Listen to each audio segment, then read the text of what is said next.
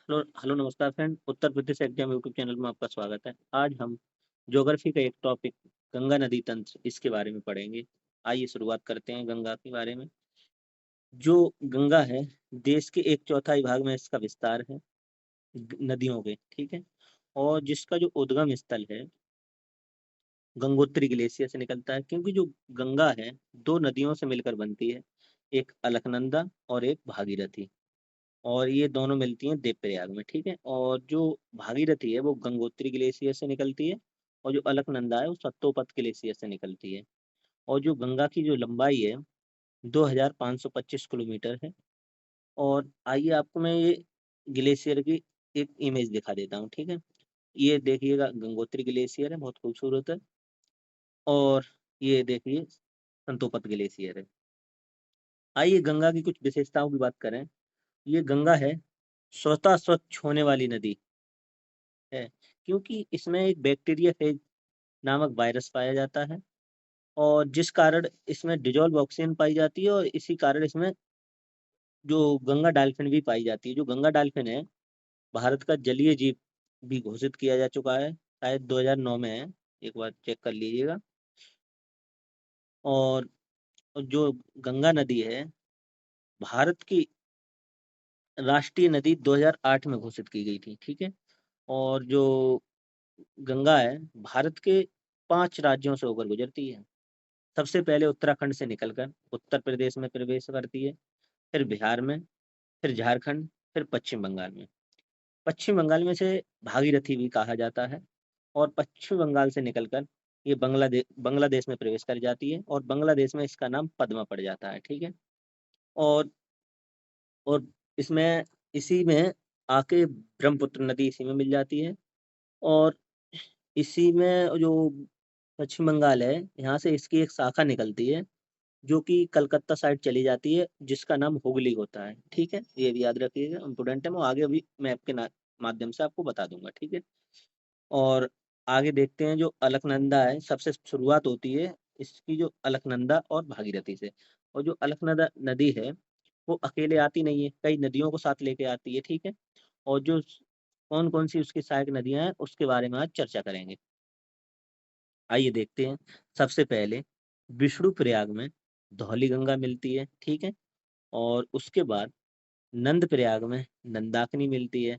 और कर्ण प्रयाग में पिंडारी या फिर पिंडर नदी मिलती है।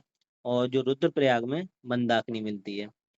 और उसी के एक समांतर एक आ रही है भागीरथी, जो कि गंगोत्री ग्लेशियर से निकल के आ रही है, और जो अलकनंदा कई नदियों को साथ लेके और देव प्रयाग नामक स्थान पे मिलती है। और यहाँ पे इसका नाम गंगा पड़ जाता है, ठीक है। और आगे हरिद्वार के मैदान में प्रवेश होते हुए यूपी की तरफ बढ़ जाती है। और देख लीजिए एक बार, मैं ये मैप के माध्यम से आपको दिखा दे रहा हूँ। ये है जो कि विष्णु प्रयाग, ये धौली गंगा है। और ये नंद प्रयाग है, ये नंदाकिनी नदी मिल रही है इसमें। ये पिंडार और ये कर्णप्रयाग में मिल रही है। और इधर से ये आ रही है मंदाकिनी, जो कि रुद्रप्रयाग में मिल रही है। और इधर से जो भागीरथी आ रही है, जो कि देवप्रयाग में मिल रही है। इधर ये देख रहे हैं आप, यमुनोत्री ग्लेशियर से यमुना निकल के जो कि प्रयागराज में मिल जाती है। आगे मैं आपको मैप के माध्यम से आपको बता दूंगा सब, ठीक है। आइए ये देख लीजिए, जो मैं हैंड रिटन से मैप बनाया हूँ उस पे उसी के बारे में आपको दिखाऊंगा। इससे केवल आपको देख लो, ये अच्छा लगा इसीलिए मैं डाल दिया था पीडीएफ में, ठीक है। और देखिए आगे गंगा की जो सहायक नदियां हैं उसके बारे में देख लेते हैं, फिर आपको मैप के माध्यम से पूरा भी बता देंगे। तो जो बाएं तरफ से मिलने वाली नदियां हैं, सबसे पहले रामगंगा, फिर गोमती, सरयू, घाघरा, फिर गंडक, कोसी और महानंदा। जो सरयू है इसी का नाम घाघरा है, ठीक है। और दाएं तरफ से मिलने वाली यमुना, टोन्स, सोन और फल्गु। आइए अब देख लेते हैं मैप के माध्यम से सभी नदियों को, और ये बहुत इंपॉर्टेंट है, कृपया ध्यान दीजिएगा इस पे। सबसे पहले जो उत्तरकाशी जिला है यहाँ से एक नदी निकलती है गंगोत्री ग्लेशियर गोमुख स्थान नाम से, जिसका नाम भागीरथी है। और इसी में एक भेलंगना नदी है, इसी पे एक टहरी बांध है, ये भी याद रखिएगा। ये आगे बढ़ती है और देवप्रयाग में जाके पहुंचती है। यहाँ से एक इसी के साइड से सतोपथ ग्लेशियर नामक स्थान से ये ग्लेशियर है, यहाँ से एक नदी निकलती है अलकनंदा, जिसमें जो अलकनंदा है जो अपने साथ कई नदियों को साथ लेके आती है, जो मैं अभी पीछे बता चुका हूँ। सबसे पहले धौली गंगा, उसके बाद नंदाकिनी, फिर पिंडार, और फिर मंदाकिनी, और आगे जाके देवप्रयाग में ये दोनों मिलती हैं। यहाँ पे जिसका नाम गंगा पड़ जाता है। और जैसे ही आगे उत्तर प्रदेश में सबसे पहले बिजनौर नामक जिले में प्रवेश करती है और गढ़मुक्तेश्वर होते हुए ये कन्नौज पहुंचती है। कन्नौज में सबसे पहले इसकी मुलाकात रामगंगा से होती है, जो कि रामगंगा दूधा टोली से निकलकर उत्तराखंड में अवस्थित है जो। और जो जिम कार्बेट है उसका नाम भी बदल गया है, जो राष्ट्रीय उद्यान उसका नाम रामगंगा ही हो गया है। वहां से होते हुए ये सबसे पहले उत्तर प्रदेश के कन्नौज नामक स्थान पर मिलती है, और फिर नदी ये रामगंगा के साथ आगे बढ़ती है, फिर प्रयागराज पहुंचती है, ठीक है, जो पहले इलाहाबाद था। और इससे आगे बढ़ने से पहले एक नदी और इसमें मिलती है, जो कि आप बंदरपूछ नामक श्रेणी से और यमुनोत्री ग्लेशियर से निकलती है, जिसका नाम यमुना है। और ये जाके प्रयागराज में मिल जाती है। लेकिन यमुना नदी है वो अकेले नहीं आती है, वो कई अपने साथ सहायक नदियों को लेके आती है।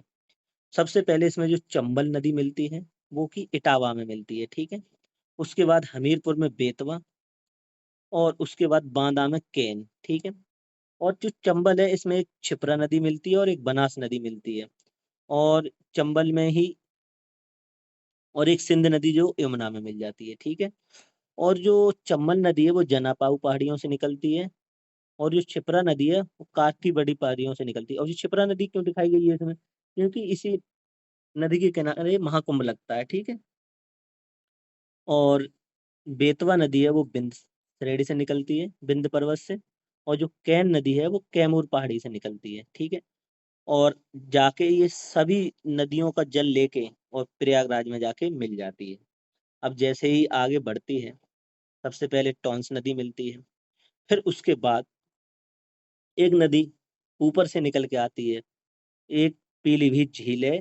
पीलीभीत में एक फुल्लर झील है, जो कि इस नदी का नाम है गोमती नदी। जो गोमती नदी लखनऊ होते हुए गाजीपुर में आके गंगा से मिल जाती है। और ये गोमती नदी एक ऐसी नदी है जो कि एक मैदानी क्षेत्र से निकल के आती है। उसके बाद एक नदी है, मिलाप ग्लेशियर से निकलती है, शारदा नदी, या फिर काली नदी भी बोलते हैं इसे, ठीक है। और ये काली नदी है, जाके जो एक नदी निकलती है करनाली स्थान है, इस वहां से निकलती है घाघरा, या फिर इसका दूसरा नाम है सरयू।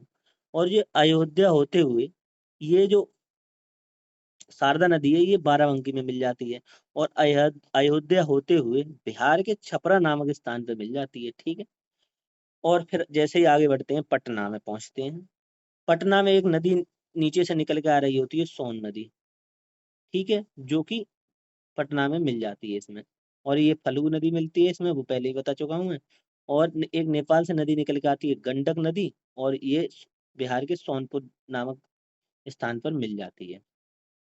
और जो एक कोसी नदी है गोसाई धाम से निकलती है, इसे सप्त कोस भी बोलते हैं इसमें, क्योंकि ये 7 धाराओं से मिल के बनी होती है। और जो गोसाई धाम से निकल के जैसे ही बिहार में पहुंचती है और भागलपुर में ये मिल जाती है। और कोसी के बारे में तुमको बता दूं, जो कोसी नदी है ये बहुत ही ज्यादा मार्ग बदलती है, इसीलिए इसे बिहार का शोक भी कहा जाता है, ठीक है, ध्यान रखिएगा। और एक दार्जिलिंग पहाड़ी से एक नदी निकलती है महानंदा। एक महानदी अलग है, ये महानंदा है, थोड़ा ध्यान रखिएगा। और जो पश्चिम बंगाल की और बिहार का बॉर्डर बनाते हुए और मोदारी घाट पर जाके मिल जाती है, ठीक है। और पश्चिम बंगाल में फरक्का नामक स्थान पे से ये क्या कहते हैं बांग्लादेश में प्रवेश कर जाती है। और वहीं से ही जो यहाँ से एक इसकी जो धारा निकलती है हुगली, वो कोलकाता की साइड चली जाती है। और एक जो धारा निकलती है वो सीधे जाती है बांग्लादेश में, जिसका नाम जो पद्मा पड़ जाता है। और जाके फिर इसमें एक ब्रह्मपुत्र, इसमें दिखाया नहीं गया है, इस इधर से एक ब्रह्मपुत्र आती है, लिख देता हूँ मैं, ठीक है। ब्रह्मपुत्र मिलती है, और आगे जैसे जाती है इसमें एक मेघना मिलती है, और जाके बंगाल की खाड़ी में अपना जल विसर्जित कर देती है, ठीक है। और यहाँ पे इसका जो नाम होता है वो मेघना होता है, ठीक है। और यही था। और आगे जो अगली जो नेक्स्ट वीडियो आएगी, कोई दूसरे हम नदी तंत्र पे बात करेंगे। धन्यवाद। अच्छी वीडियो लगे तो चैनल को सब्सक्राइब कर देना। बहुत मेहनत से वीडियो बनाई है भाई।